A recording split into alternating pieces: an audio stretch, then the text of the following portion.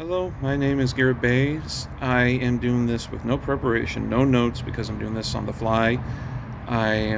This is an experiment. It is my first video,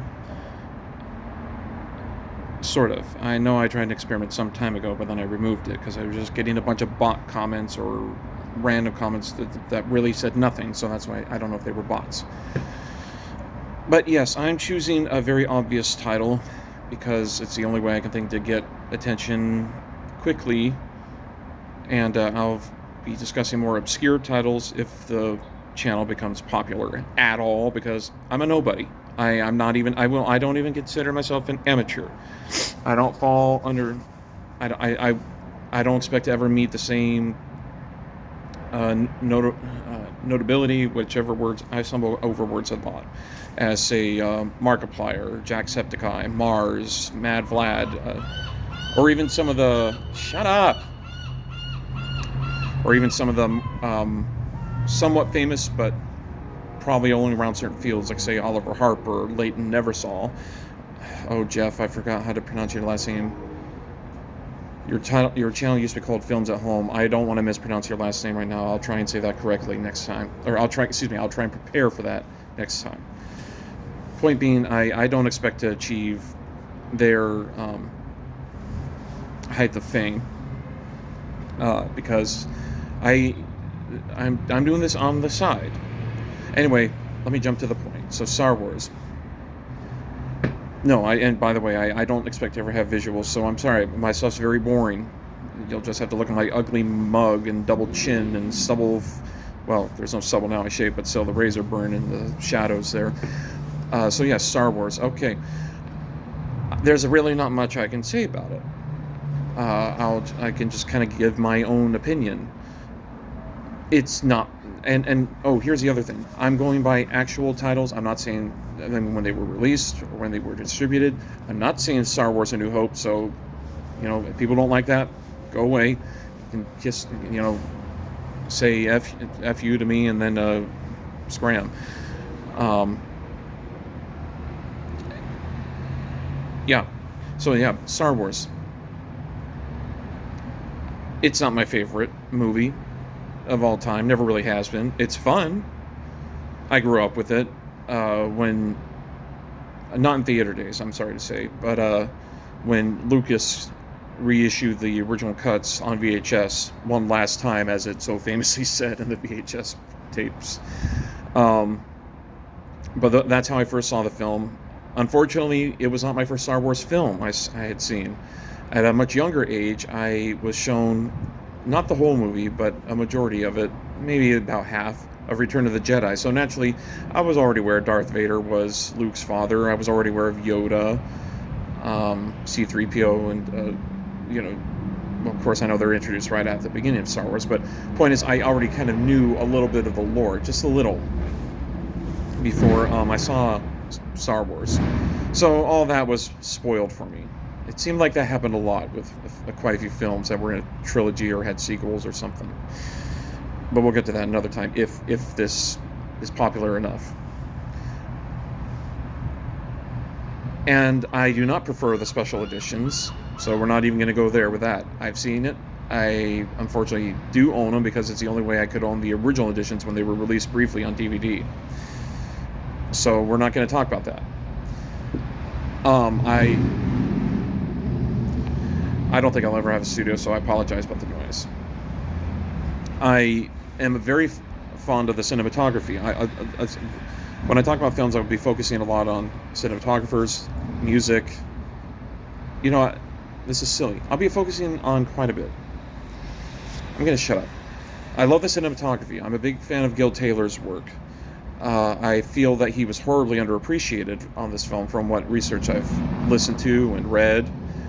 And I don't think he gets the credit that he deserves for the picture.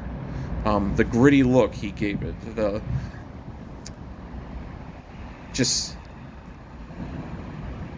Oh, see, this is the problem with not having notes. But yeah, that just kind of gritty look.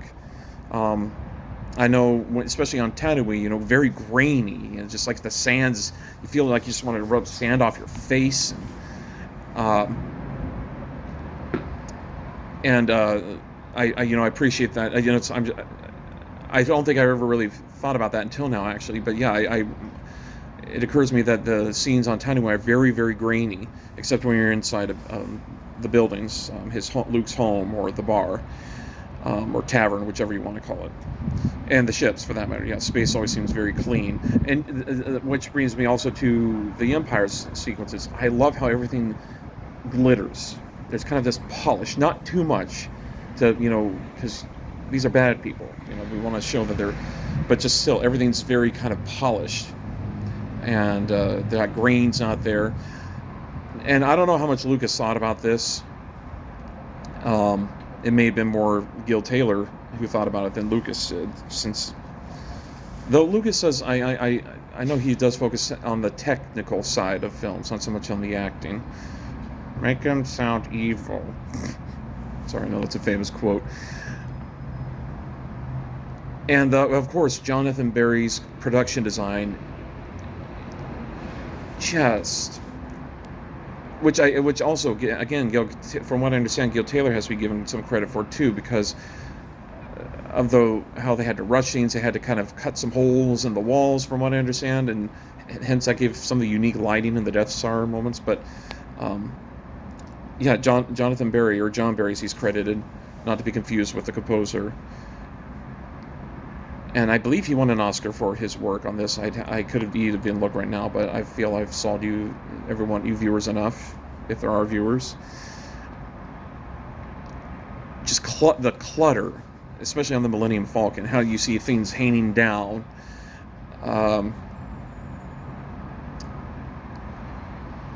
With the Rebellion, everything's kind of somewhat organized, but not entirely. Whereas where you go to the Empire, again, everything's very organized. Things are in their place. And polished, too. We get back to the nitty-gritty. Everything in the Rebellion is very kind of oily, smeared, and not too polished and everything.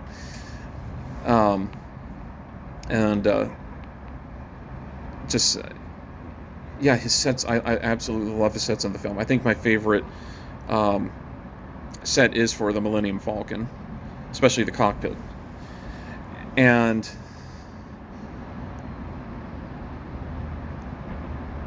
I lost my train of thought.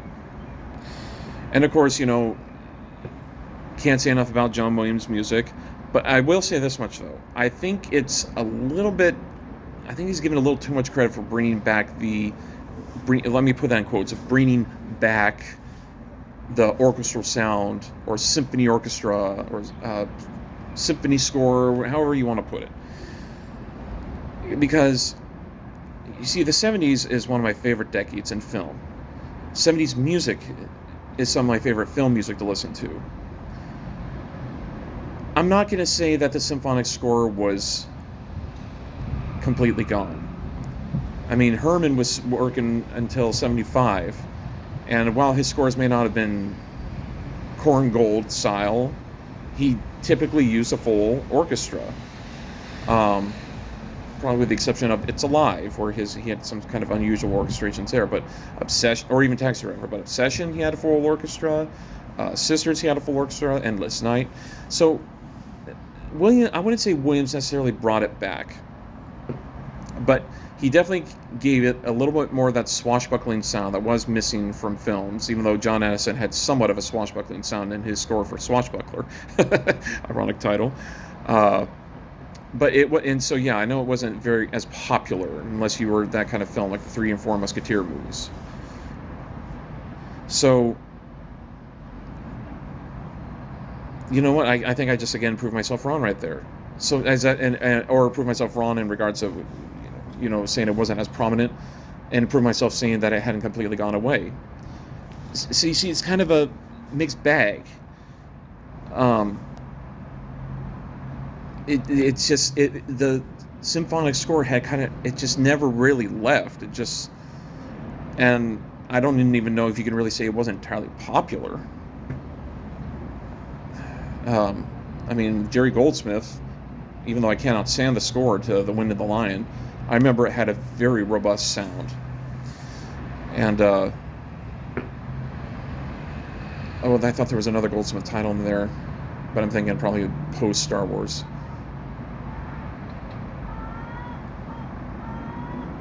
I mean, I know Williams. Sorry, that seagull's at it again. I know Williams even had sort of a symphonic sound in Jaws at times. His score for Tower Inferno was a little bit kind of pop symphonic in a way. But let's face it, though. I mean, his score for Star Wars is still the theme, which is just completely popular. I think my favorite theme for that film is for Princess Leia. I remember when I purchased the 2 CD soundtrack that came out in '97. I had never really, paid much attention to the score until that came out, and then the theme itself for Leia. I loved the album arrangement, and it's too bad that it's not. You don't really get to hear it too much after the first film. Sorry, I had a work order. And by far the biggest highlight for me in Williams' music is during the Death Star battle sequence. I remember that was one of my favorite cues to listen to. Still is. I mean, I don't go listen to the soundtracks to Star Wars as much as I used to. Well, my library wasn't as elaborate back in the day when I picked it up. And add to that, it's not my favorite Star Wars score. My favorite Star Wars score is Empire Strikes Back, as well as my favorite Star Wars film. But we'll get that if this is popular enough. And of course, Williams won his second original score Oscar for that film, third Oscar total. And as for the writing, I think I give credit more to in directing. I think I give more credit for Lucas for his directing. Which again was probably with a lot of help with Taylor with the shots and everything. But yeah, I appreciate his directing more than his writing. I did not pay attention. I'm sorry. I did not pay attention to how bad really the writing was. I have a published copy of the script. Probably not what it was before it was edited down. But I know it's got some moments in there that weren't in the final film. I've yet to read it. I think it was the second draft of the screenplay, because I know it's got some scenes in there mentioned between Luke and his friend who he meets later. But when I first started working during this with this one friend of mine, and he and I started talking about Star Wars, and he pointed out just Luke's whiny behavior. But I was going to the station to pick up some power converters. I know I exaggerate that, but his favorite moment. What's that flashing? Smack. And yeah, I got a kick out of watching that one. But I do know I always look at Mark Hamill's face in that film when he's whining to Han. Are you getting the rate they're gaining? And just thinking he knows so much about flying in spaceships. I quite honestly see myself like that. I know that I was at a certain age where I thought I knew everything. I thought I was just smarter than anyone else, even though I didn't know shit. I was a complete moron. So yeah, I look at his face from those sequences, and I go, oh man, can I punch him? Not thinking of Mark Hamill necessarily, but thinking of me, just in his place, because his facial expression seemed very similar to something I used to do. No, Mark Hamill. I would love to know Mark Hamill. When I watch his what do they call those? When you're after sadly Carrie Fisher died, he did like an hour-long. I don't think eulogy is the right word. Memorial or something. And he said some of the most hysterical things. I just love listening to Mark Hamill. It's. I would love it if I knew him personally, but obviously that won't happen. And I also love seeing how much he matures throughout the series too. The 2 films anyway. Yes, I saw the prequels, but that's another time. And I never cared for The Force Awakens, and never went beyond that. So we mentioned the music, we mentioned cinematography, we mentioned directing, acting. By far, Harrison Ford is one of the best to watch in that film. Just how he could be so smug, kind of slimy, but yet charming at the same time. Though his delivery of the line, "May the force be with you," I swear I don't even think he really thought he could pull off that line, because just, "May the force be with you." He almost breaks. I swear, the way he mumbles it. Carrie, I could do without the cinnamon buns, but I love her acting. But when she does the English, because I know, from what I understand, they were going to have her do that, but then they decided against it. But they kept some sequences in there where she was still talking with the English accent. It's cringy. Other than that, I love it when she's just berating Han, and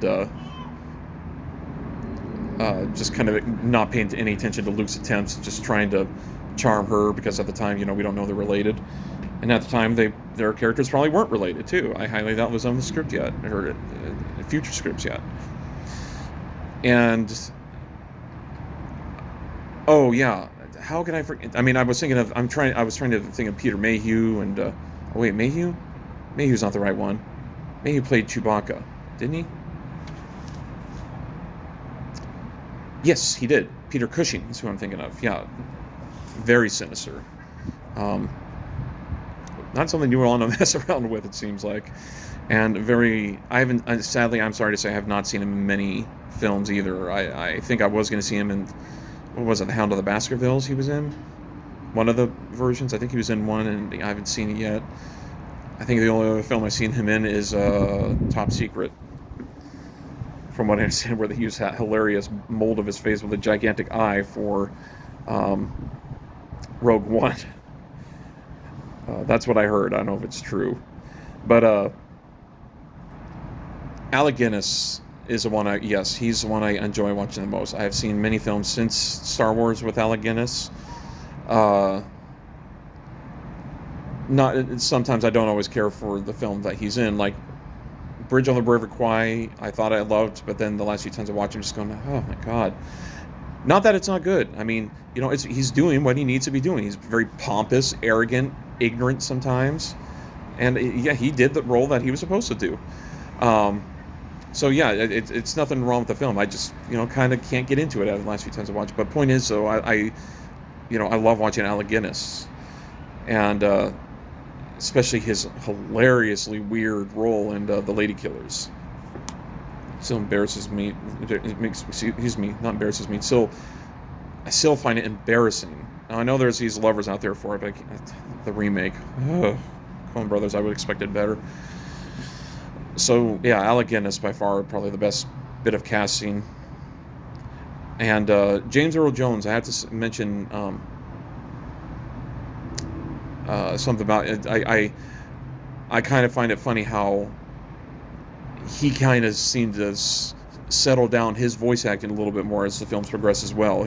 In the first film, he gets a bit over the top sometimes. He gets mad and bring me the back. I want them alive. Just gets snarls in that film. And not to forget his physical actor, which his name's just now sadly slipped my mind. David Prowse. The wonderful David Prowse. That physique he had, an intimidating posture, and yet a very nice man, from what I understand. And a celebrity in England because of keeping kids off the streets. I forget that character he played, that he would be featured in commercials, but yeah, he kept a lot of kids off the streets from getting hurt. And of course, his bodyguard that he played in Clockwork Orange, which I didn't realize at the time when I'd seen him. Wonderful man. And the trainer for Christopher Reeve for later Superman. Of course. See, I'm probably mentioning things that people already know. But yeah, just his physique in the film. And I used to think some reason I thought he was Scottish. Someone said he was Scottish, I think, and then I found out no, he was English. But I'm curious how different the film would have been had they kept his own voice. I mean, when I heard it, it didn't sound horrible. But yeah, as for the Star Wars lore and everything, I mean, I know I read one Star Wars book when I was a kid. I don't remember what the name of it was. It was clearly for kids. But I have no interest in the Star Wars lore or the books or anything, the canonization and any of that crap. I'm just in it for the film.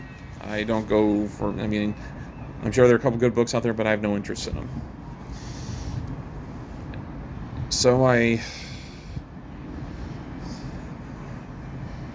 oh yeah, the special effects, obviously. I love special effects with models, matte paintings, in camera work. I mean, I know there's some early CGI, not this film, I'm sorry, with the exception of the Death Star plan sequence where they show that.